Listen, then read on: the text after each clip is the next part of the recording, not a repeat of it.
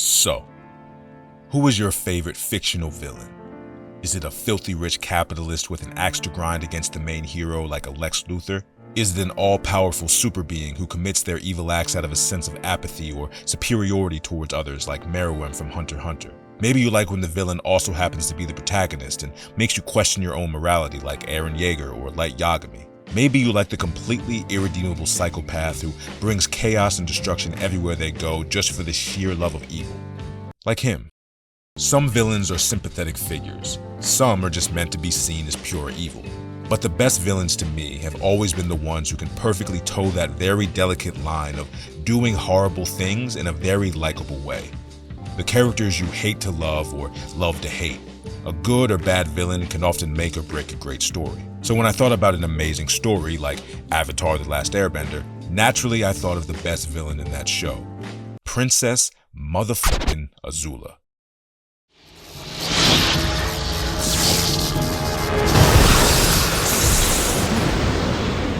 Almost perfect. One hair out of place. Almost isn't good enough.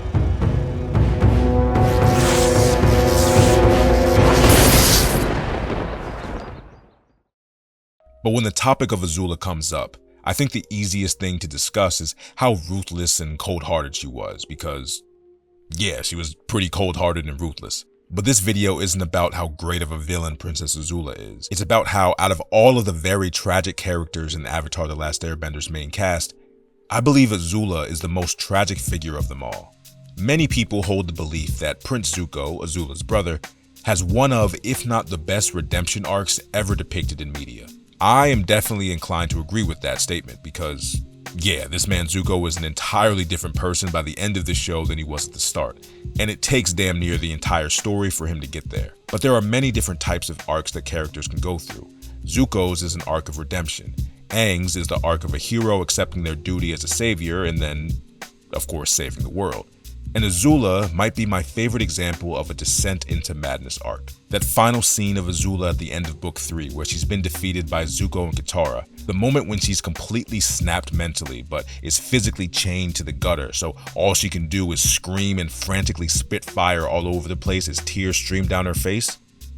Yeah, I think this girl might have some issues. And here I was starting to think you were just a sadistic psycho bitch. Maybe it's the 12-year-old simp in me still lingering, but when I first watched this climax as a kid, and even now as an adult, I always end up sympathizing with a character who probably shouldn't be sympathizable. Is that a word? Sympathizable? You get what I mean. To me, Azula has always been a tragic figure. A strong representation of how monsters are both born and bred. Based on her appearances in Book 2 when she's formally introduced into the series, if I had to describe Azula in 3 words, I would say she's cold, determined, and sharp. She has clear ambition, drive, and confidence in her abilities, and she won't accept anything but success and perfection from all of her endeavors. And she damn sure won't tolerate anyone getting in her way. Despite what some might say, I consider Azula's level of self-determination her most defining characteristic. If there's one admirable trait about Azula that even a hero can appreciate, it's that this bitch does not give up and she does not turn down a fight even when she's seemingly outgunned and outmanned. When it comes to squabbling up, there is never a drop of fear in her heart. You don't put no fucking fear in my heart. That's good. So recognize that shit. That's good. You are no fucking man put no fucking fear in my heart. This determination was on full display in episode 8 of Book 2 titled The Chase, where she literally hunted down Team Avatar for like 72 hours straight and almost caught them slipping multiple times. Aang, despite being a goofy 112-year-old man-child, is still the most powerful force on the planet, and she fights him like 4 times in Book 2 alone. And she low-key gets the better of him more times than not.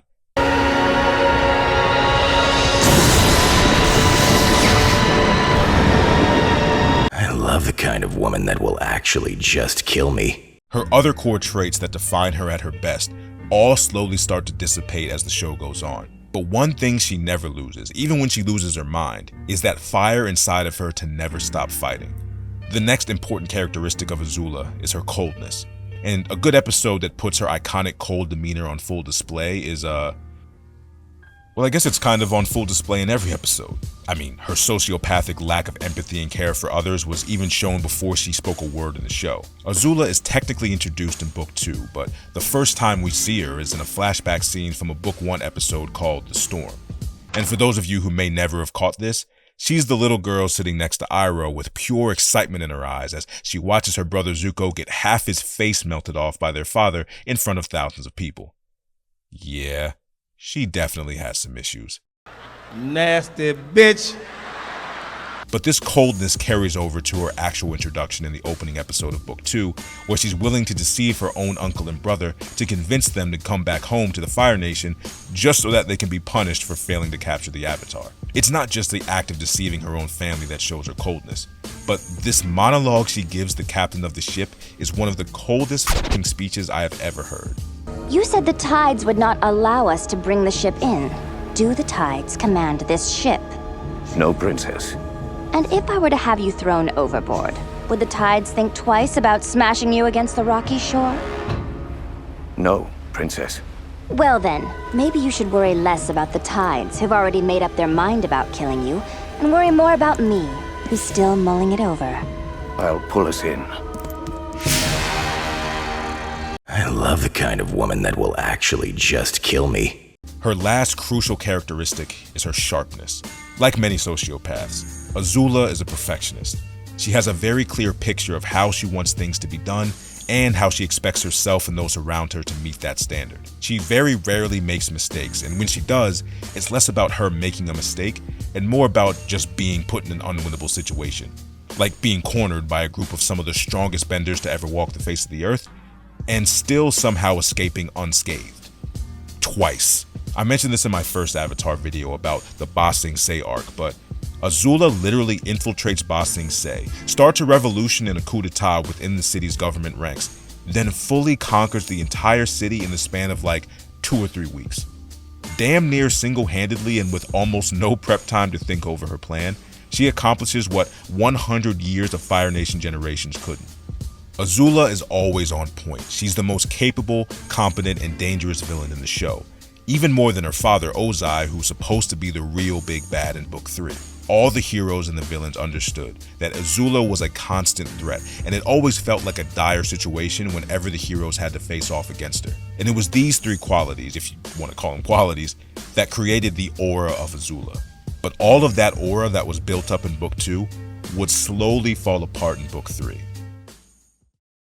I guess you just don't know people as well as you think you do. You miscalculated. I love Zuko more than I fear you.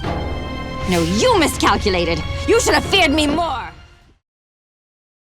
Like all spoiled rich kids with crazy firepower, Azula is very controlling and manipulative over things, ideas, and most importantly, people. And if there's one thing that slavery taught me, it's that people don't really like being controlled very much. You push someone too far or demand too much of them, and eventually they'll snap and revolt against you, even if you're a longtime friend. Azula, Mai, and Ty Lee were friends since they were all little pampered rich girls in the Fire Nation. But Azula never appreciated them as actual friends, and more so her personal puppets or playthings. When those playthings turned against her and she realized that she no longer had anyone by her side that she could actually trust, she felt bad. She was no longer a cold and calculated warrior who acted off of plans and logic. She became an emotional wreck who operated completely off of anger and paranoia. You can go back and watch the entirety of Book 2. You won't see many moments of Azula losing control or being overly emotional, even if that emotion is anger or frustration. She almost always has the appearance of being level-headed and in control of the situation, which makes her complete 180 in Book 3 all the more interesting to watch unfold. When she lost control of her emotions, that's when the second core element started to fall apart: her sharpness. We all remember what Zuko had said before their final showdown. But even you admitted to your uncle that you would need help facing Azula. There's something off about her. I can't explain it, but she's slipping.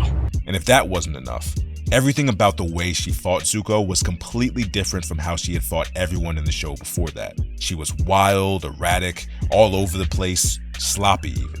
Nothing at all like the cool and composed girl that we were introduced to in Book 2. Like many great downfalls, Azula's was ironically brought about by the same things that allowed her to rise in the first place. Her sickening and unwilting determination, her pure disdain or apathy for the emotions of others, and her obsession with perfection and constantly being sharp and on point. Her overindulgence in all of these traits is what pushed the ones she didn't even realize she needed away and left her with nothing but her own defeat and regret. And maybe you watched all of this go down and thought, yeah, heartless bitch got what she deserved. Why would I feel bad?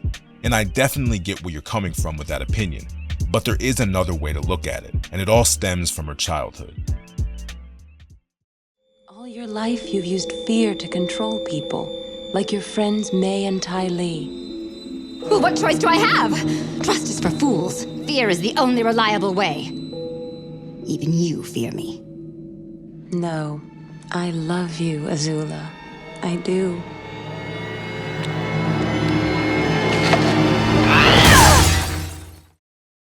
From everything we see of Azula and Zuko's childhood, it seems like Azula was pretty much just born f***ed up. But she was born into the best possible situation that a f***ed up sociopath could be born into in order to foster and develop these horrible traits. She was born into royalty. She was born with all of the natural traits of a tyrant and was basically raised and molded in an environment specifically designed to create a lineage of tyrants. Sure, her brother Zuko was raised in the same environment, yet came out with at least some semblance of a moral conscience, but he also had something very important that she didn't. Their mother loved Zuko and saw the good in him that would make him different from many others in their family. But unfortunately for Azula, their mother feared her and only saw her as the monster that she would end up becoming. At least that's how it felt to a young Azula. That love ended up being the X factor in Zuko's redemption, while that lack of love for Azula ended up being the unhealing scar in her heart that ultimately pushed her over the edge. I think the hardest part about dealing with horrible people is often being forced to acknowledge that they're still people at the end of the day. Having to accept that their terrible deeds might not be completely their fault and that we should have some empathy or sympathy for their situation is a tough reality to live in for many of us. And that's completely understandable. It's the same argument that happens every time a celebrity like Kanye West does or says something that should be morally unforgivable, but then someone always chimes in to remind us, remember guys, he's mentally ill, so you can't be too mad at him for this. It's hard to find balance in how to deal with people who clearly don't fit in with normal society. People like Azula, who have clear issues with love and connection with others that would garner sympathy and understanding, but because of how they lash out and because of the horrible things that they do, it becomes almost impossible to accept or understand them. That's the tragedy of Azula to me. She was always destined to be the menace that she became, and yes, she hurt many people during her rise, but the same way that she was destined to do all of those horrible things because of both nature and nurture, she was also destined to suffer the consequences of those actions. Avatar: The Last Airbender is a story about war, so of course the main characters are going to have tragic elements tied to their backstories. Sokka and Katara lost their parents to the war. Iroh lost his son to the war. Zuko lost his mother and honor to the war. Aang lost his entire nation to the war. And Toph was born blind and spent most of her childhood not being understood by anyone, not even her parents. But one thing that has to be noted when it comes to all of these characters in comparison to Azula is that they all got the happy endings they wanted and found the family that they had lost within each other. Azula is the only odd one out of that equation. Azula lost everything: her freedom, her high social standing, her political status, her friends, her family, her goddamn mind. And after this scene, we don't see her again in the entire show. All of her villainous work becomes an afterthought. Worse than an afterthought, since she isn't even mentioned or shown again. As I said in the beginning of the video, there are many types of villains. Some have just causes, but maybe just go too far. Some are irredeemable scumbags. Some do evil things out of indoctrination and manipulation and never even realize that they're actually the maniac. Azula is my favorite villain because she has a little bit of everything. I wouldn't really count world domination as a just cause, but she is doing what she was created for and raised to do, which is to conquer the world in the name of her nation and family. And she doesn't consider herself a good guy by any means, but I don't think she sees much of what she does as wrong or evil. It's just war, fighting for her people and her nation. But I do want to be very clear about this. Azula is a villain, and even though there are clear reasons for why she became the way she is and did what she did, it obviously doesn't make her actions acceptable, and she deserves everything that she got.